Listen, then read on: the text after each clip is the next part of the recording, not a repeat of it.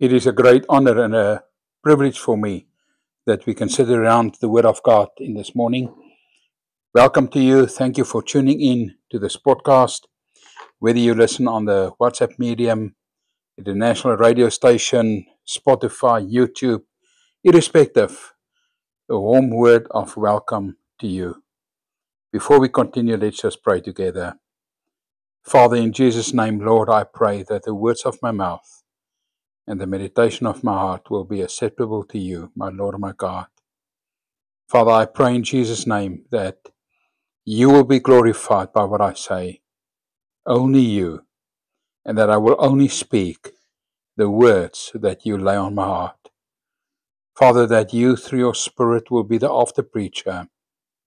That's my prayer in Jesus' name. Amen and amen. Now, my friend, we in the book of Revelation, we're walking through Revelation. I think it's about the 10th week that we're walking through the book of Revelation. And as I said, we're not moving through the book verse by verse, chapter by chapter. I purely, what the Lord lay on my heart, share with you. And we looked at the letters to the 7 churches, and we're currently looking at the book of Revelation, the 12th chapter, the 10th and the 11th verse, which says, Then I heard a loud voice saying from heaven, Now salvation and strength and the kingdom of our God and the power of his Christ have come. For the accuser of our brethren, who accuses them before our God day and night, has been cast down. And they, in other words, the brethren, they overcame him, the Satan, by the blood of the Lamb, by the word of their testimony, and they did not love their lives to the death. We've looked at the blood of the Lamb, we looked at the word of our testimony, and I do urge you to, if you did not listen it yet, to go back to those parts so that we can set the foundation where we are. So we at the last portion or the last principle that the Lord Jesus Christ laid down in the book, and he says that you do not love your life to the death. In other words, that you do not love your life above all. In other words, that you're willing to sacrifice yourself. Does that mean I must become a suicide bomber? No, it's not what the word says. But the word says that if I truly want to follow Christ, I will be persecuted one or other way for the faith. Whether it's physical abuse, physical persecution, whether it's being separated from certain privileges, as we see in so many countries in the world, whether it's friends and family deserting us because of our faith, irrespective, Jesus says, they will persecute you. If you truly want to follow me, the world will hate you. That's the truth. You see, in John 10 verse 10, the Bible says the enemy, Satan, only comes to steal, to kill, and to destroy. That's his mission. That's his purpose. I know I've said it so many times in the past. But Satan do want to destroy humanity. Satan will do everything in his power to bring you to a fall. Irrespective how long you've been a Christian, irrespective how strong your faith is, Satan's purpose, main goal, is to deceive you, to bring you to a fall. I mean, if Satan did not leave Adam and Eve alone, if Satan did not sow doubt in the hearts of so many great faith leaders, Even look at Abraham and Sarah. Sarah, who laughed when the Lord said, "You'll be pregnant," with a promise. She laughed, the Bible says. Satan even tempted Jesus. Why will Satan not tempt you and me? You see, it's not part of my notes, but I feel I want to say it. Sometimes we are so arrogant that we think we can attack Satan. And yet, Jesus did not do it. In fact, when the archangel and Satan struggled and were in a twist about the body of Moses, not even the angel of the Lord opened his mouth against Satan. He didn't curse him, he didn't swear at him, he just said, "The Lord rebuke you." So Satan is out on it. That he wants to destroy. He wants to kill. How do we act in this persecution? It is a known fact that we will go through it. But how do we act in persecution? And I've got 3 pointers. The first one is, what did Jesus do in the midst of persecution? The second one, examples of men and women through the ages. And the third one, what do I have to do? Just 3 quick notes on persecution that we can take with us. And the question on the lips of many is, however, we can follow the example of Jesus when persecuted. Not only was Jesus killed, he also taught us how to respond to those who mock and persecute us for our faith. Can you remember the time that Jesus was pushed to the limit where they wanted to push him off the cliff? He was persecuted. You remember the many times that Jesus were questioned by the elders, by the church leaders, with a purpose to catch him in or to twist his words? Jesus was persecuted. And the Bible says when we read about the crucifixion of Jesus in Luke 23, verse 32 to 37, it says 2 others who were criminals were also led away to be executed with Jesus. When they came to the place called Skull, or the Skull, they crucified Jesus there, along with the criminals, one on his right and the other one on his left. Then Jesus said, listen to this. Jesus said, "Father, forgive them, for they do not know what they're doing." The Bible says they divided up his garments by casting a lot. The people stood watching, and the rulers sneered at him, saying, "He saved others. Let him save himself, if he is the Christ of God, the chosen one." The soldiers also mocked Jesus and came up to offer him sour wine. "If you the King of the Jews," they said, "save yourself." Jesus, dying, choose to pray for those who persecuted him.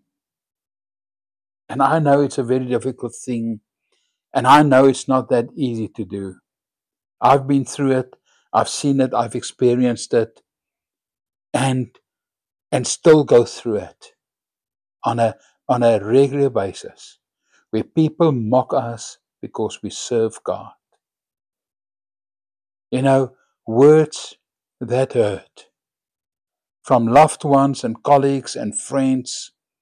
Words like, "Are you also one of those Bible-believing ones? Why don't you just take a drink with us? It's only one drink. Why don't you do this? Why don't you do that? Why do you believe that way? Do you really believe God will help you?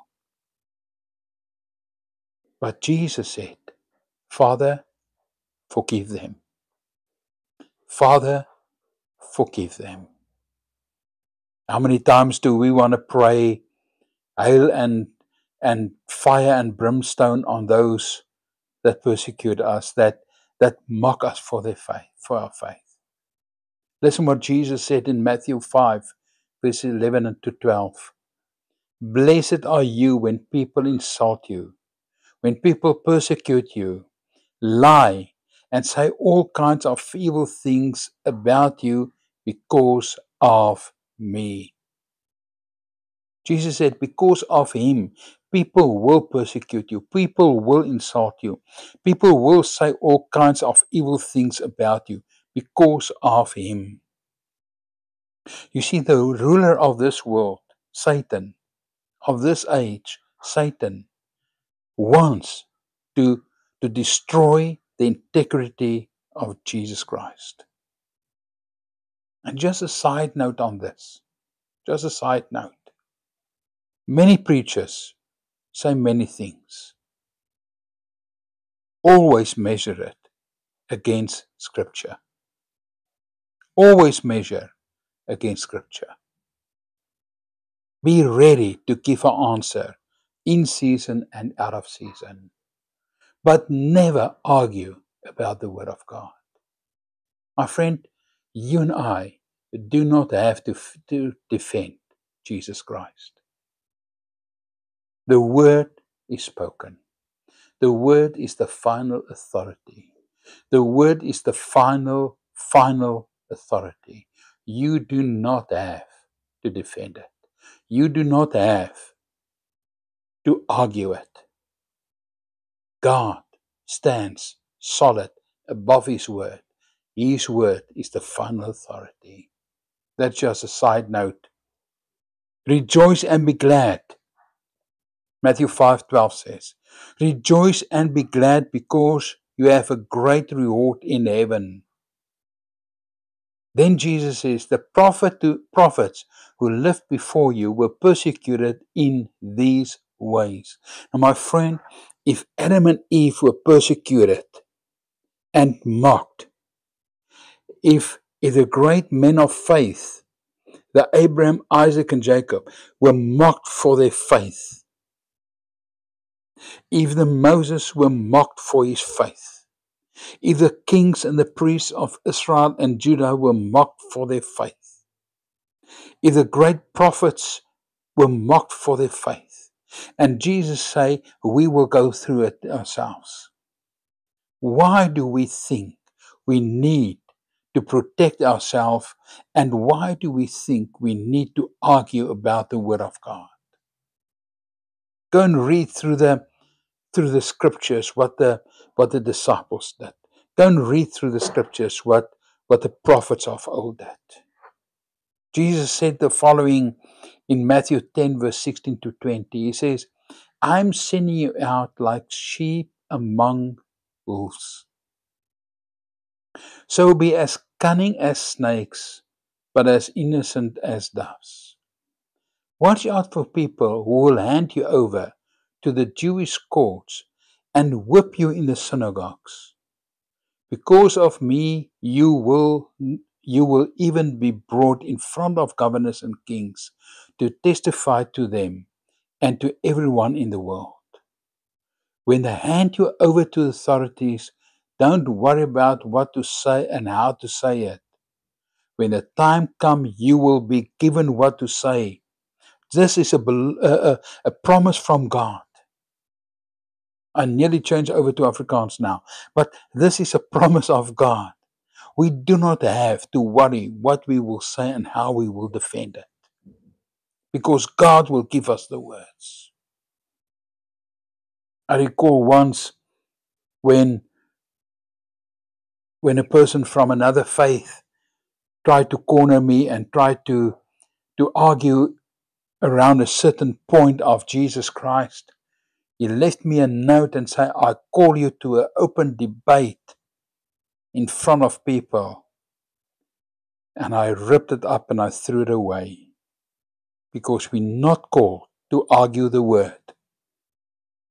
Jesus says, when you need to speak, you will open your mouth, and He, through the Spirit, will give you what to say. The Spirit of your Father will be speaking through you. Matthew 10, verse 16 to 20. Jesus says, I'm sending you out like sheep amongst wolves. There's so much wolves, so many wolves in this age and day that we're living. So what did Jesus do? Jesus taught us, and there's so many other scriptures that I can share with you. Time is not limiting it, or time is not permitting it. But Jesus said, they will kill you. They will hate you because of me. Jesus said, do not worry what to say. If you're dragged in front of people and they want to get an account from you, I will give you what to say. And if they do persecute you, Jesus gives us the example. He prayed, Father, forgive them, for they do not know what they are doing. If we look at examples from men and women through the ages, one of the biggest examples of persecution in Acts 7, verse 57 to 60, is the death of Stephen, the first martyr in the church for its faith.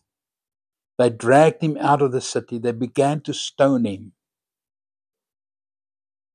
But the beauty of it, the first point that we looked at, what Jesus said, do not worry, do not look at yourself. I will say to you what to say.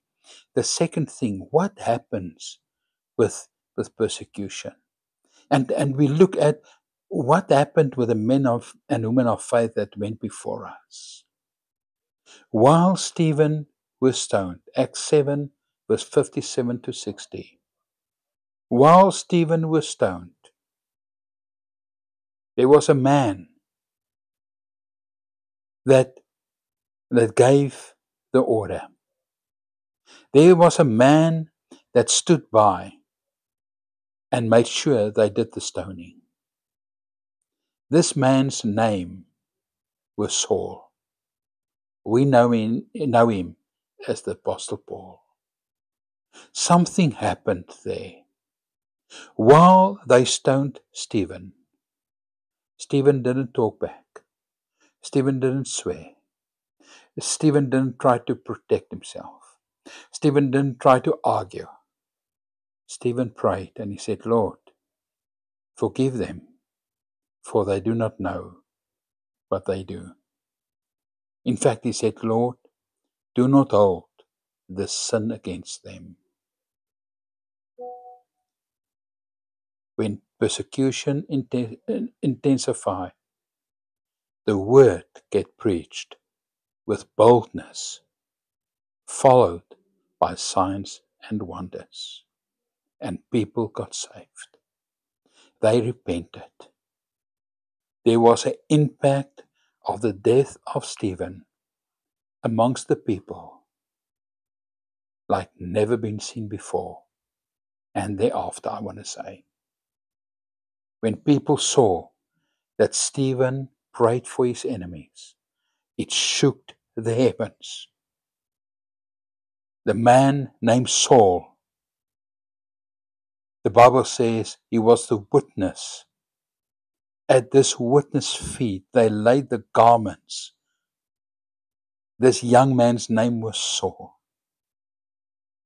He later was so enraged with hatred. But when Jesus met him, there was something that happened when Stephen was stoned. In Acts 8, verse 1 to 8, and Saul was there giving approval to Stephen's death. On that day, Acts 8, On that day, a great persecution broke out against the church in Jerusalem, and all except the apostles were scattered throughout Judea and Samaria.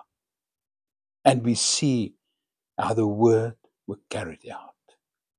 We saw how people got saved. We saw how the church got planted. What did Jesus do? Jesus taught us not to worry. Jesus also taught us that he prayed for those who persecuted him. What did the men and women of old do? Stephen as example. He prayed for those who persecuted him. Look at the life of Paul. It didn't stop him. Look at the life of Peter. Look at the life of John. They continued to preach the word of God. Look at them. It's been told of John, the beloved disciple, the apostle John that wrote the book of John, the 3 letters of John and the book of Revelation. He was so intense in love with the world and loved the sinners that even in the midst of persecution, he preached the word of God. So what do I have to do? What do I have to do? Jesus says in Luke 6, verse 27 to 30, love your enemies. Be kind to those who hate you. Bless those who persecute you. Pray for those who insult you. If someone strikes you on the cheek, offer the other cheek as well. If someone takes your coat, don't stop him from taking your shirt also. Give to everyone who seeks of you something without expecting something back. Luke 21, 10 to 19, nation will rise against nation, kingdom against kingdom. But listen what the Lord says.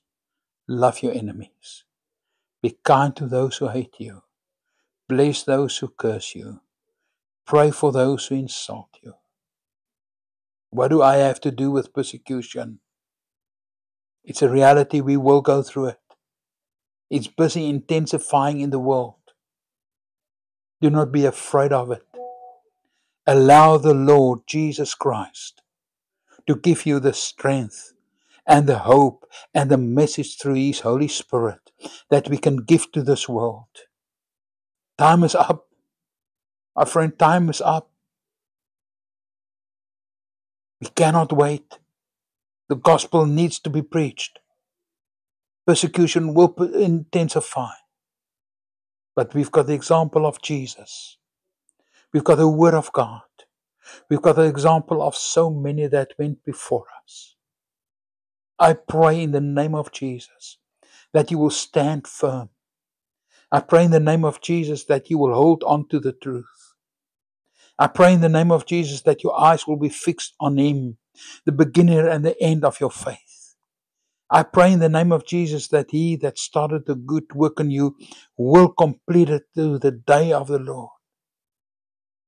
I pray in the name of Jesus that your hope will be filled, that your joy will be filled, that you will keep your eyes upon heaven, that you will fix your eyes upon Him and Him as the Lord and the Savior, and not on something else. May you be blessed. May His grace and His mercy be upon you. May His love be upon you. Remember, Jesus prayed for His enemies. The great leaders prayed for their enemies. You and I can only love and pray for our enemies and allow the Holy Spirit to do the rest. Until we speak next week, may you have a great, blessed day. May His grace and His mercy and His peace be upon you. In Jesus' name, amen.